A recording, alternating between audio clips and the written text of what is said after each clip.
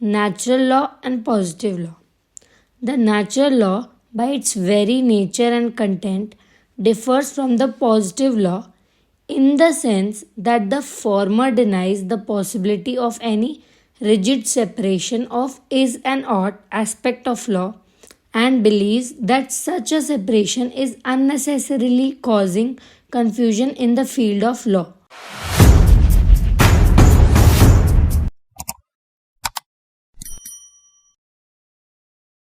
Hi guys, welcome back to Legalogy by Komal. आज की video में हम डिस्कस करेंगे natural law and its relation with other laws. So without wasting any time, let's begin with the video. First is natural law and positive law.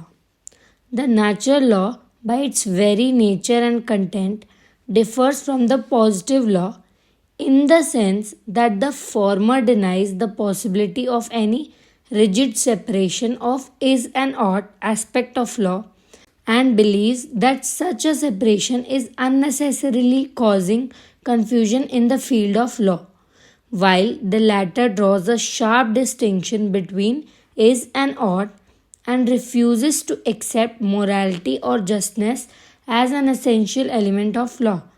Means की जो natural law है वो is and ought वाली separation जो positive law में दी हुई है उसे नहीं मानता और डिनाई करता है और कहता है कि इससे फालतू का कन्फ्यूजन क्रिएट होता है लॉ में।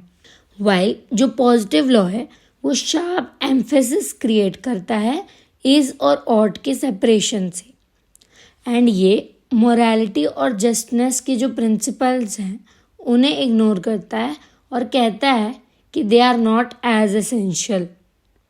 The supporters of natural law theory argue that the notions of justice, right or reason have been drawn from the nature of man and the law of nature, and therefore this aspect cannot be completely eliminated from the purview of law.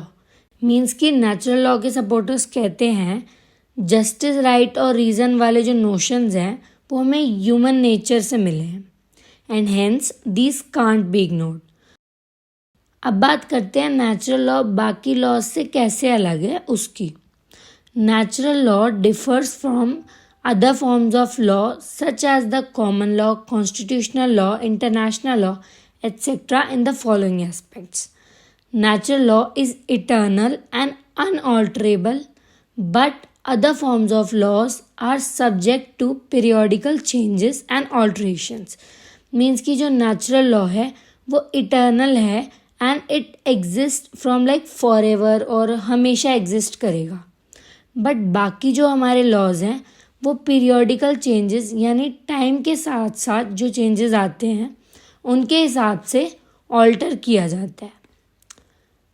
Natural law is not made by man, it is only discovered by him, whereas other laws are created, evolved, modified and altered by man. Means कि natural law humans ने नहीं बनाया और humans ने इसे सिर्फ discover किया है, whereas जो बाकी laws हैं वो created and evolved by man है। Natural law is not enforced by any external agency, but every other form of law is enforced by state. Means कि नेचुरल लॉ को इम्प्लीमेंट करने के लिए किसी एक्सटर्नल एजेंसी की ज़रूरत नहीं होती। जैसे प्रीवियस वीडियोस में मैंने आपको बताया था सांस लेने का एग्जाम्पल, तो कोई हमें बताता थोड़ी है कि सांस लो, सांस तो ले ही रहे हैं हम since we are born. But contrary to this जो अदर फॉर्म्स ऑफ लॉ हैं उन्हें स्टेट एनफोर्स करता है। Natural law is not promulgated by legislation.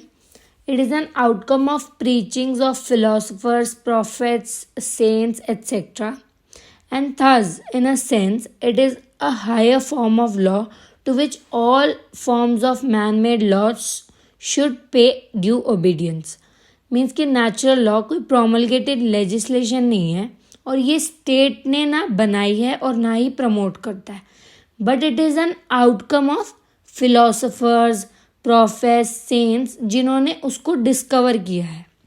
And दस ये एक ऐसा फॉर्म ऑफ लॉ है जिसे सभी मैनमेड लॉज अटेंशन देते हैं और जो लॉज इसे कॉन्ट्रडिक्ट करके बनते हैं वो ज़्यादा देर तक नहीं चल पाते। At the end of the day clashes होंगे।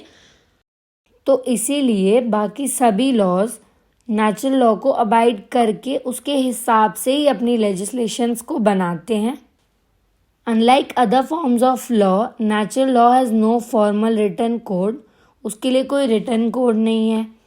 Also there is no precise penalty for its violation nor any specific reward for abiding by its rules. And कोई वायलेशन पेनल्टी नहीं होती है, ना ही कोई रिवॉर्ड मिलता है फॉलो करने पे।